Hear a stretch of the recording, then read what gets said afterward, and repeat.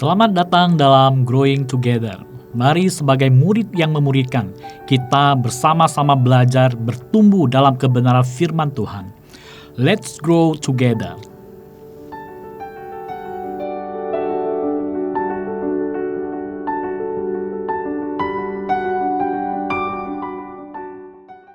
Saudara-saudara melanjutkan sharing strategi kepemimpinan gereja yang pertama, yaitu tim support. Saat ini melanjutkannya strategi kepemimpinan gereja yang kedua, yaitu menentukan SDM berkualitas sebagai tim support. Kembali mengambil contoh dalam permainan sepak bola. Selain pemain inti, ada juga pemain-pemain cadangan yang ada di bangku cadangan. Walaupun disebut pemain cadangan, mereka adalah pemain-pemain yang dilatih dan berlatih bersama dengan pemain inti. Mereka dipersiapkan untuk mendukung tim dalam pertandingan pada saat mereka diperlukan. Dan mereka juga mempunyai motivasi yang sama, mencetak gol dan mengalahkan musuh.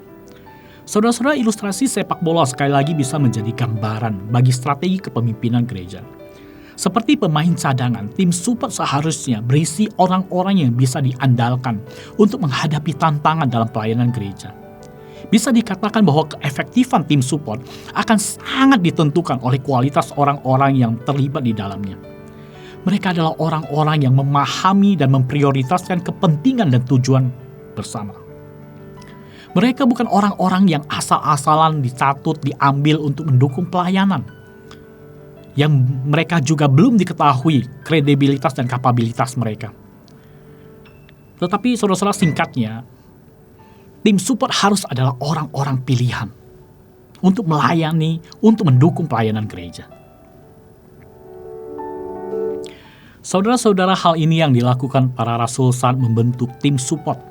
Tertulis di Kisah Para Rasul pasal 6 ayat 3. Para rasul menyampaikan kepada murid-muridnya untuk memperhatikan kualitas orang-orang yang dipilih untuk pelayanan meja. Kriteria ialah yang terkenal baik, penuh roh dan hikmat. Dan orang-orang itu ialah Stefanus, Filipus, Prokorus, Nikanor, Timor, Parmenas, dan Nikolaus. Mereka yang dipercayakan untuk melayani meja. Saudara-saudara, jabatan ini penting karena berhubungan dengan penerimaan uang dan pengaturan pembagiannya. Mereka menerima persembahan uang dari orang-orang percaya yang kaya untuk mendukung saudara-saudara seiman yang berkekurangan dan juga mendukung pelayanan mereka. Dan singkatnya, untuk jabatan ini bisa dikatakan tim support harus orang-orang yang mempunyai kredibilitas dan kapabilitas tinggi. Bukan orang-orang asal-asalan. Dan Alkitab mencatat dampak dari tim support pelayanan efektif dan semakin banyak jiwa yang dimenangkan. Hal itu ditulis di ayat 7. Saudara-saudara, dari gambaran tadi menyatakan bahwa kualitas tim support sangat penting. Hal ini juga dinyatakan dalam kisah Musa yang tertulis dalam Keluaran pasal 18 ayat 13-27. Di dalam narasi itu menceritakan Musa yang sedang mengadili bangsa Israel dari pagi sampai petang. Dan Yitro mertuanya menganggap cara kerja Musa kurang tepat dan pekerjaan tersebut menjadi sangat berat. Bukan hanya bagi Musa, tetapi juga bangsa yang dipimpinnya. Oleh sebab itu Yitro menyarankan Musa untuk membuat tim support untuk membantunya memimpin dan mengadili bangsa Israel.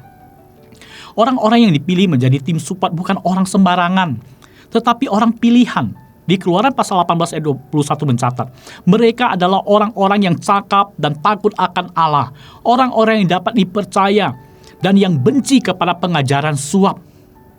Tempatkanlah mereka di antara bangsa itu menjadi pemimpin 1.000, pemimpin 100, pemimpin 50 orang, dan pemimpin 10 orang. Saudara-saudara, dengan adanya tim support, Alkitab mencatat pelayanan Musa lebih ringan dan efektif, serta umat yang dipimpinnya terlayani dengan baik dan juga merasa puas. Dari dua gambaran di atas menyatakan kepada kita, tim support tidak boleh ditempati orang-orang yang biasa-biasa saja atau apa adanya. Mereka harus orang-orang yang berkualitas sehingga mampu menjalankan fungsi mereka dengan baik dalam mendukung pelayanan gereja dalam menghadapi tantangan.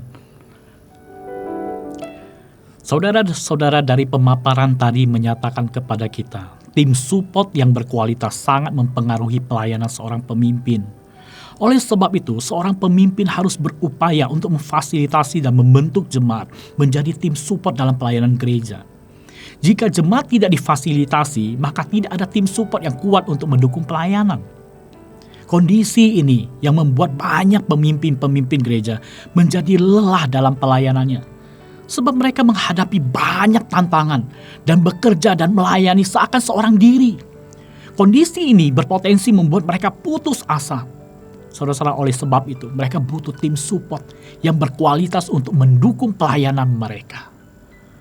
Jadi saudara-saudara, dari pemaparan yang telah disampaikan tadi, kita dapat menyimpulkan bahwa tim support merupakan salah satu strategi strategis dalam menghadapi tantangan kepemimpinan di dalam gereja.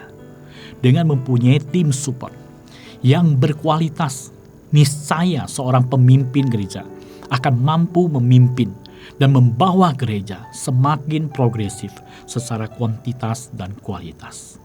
Amin.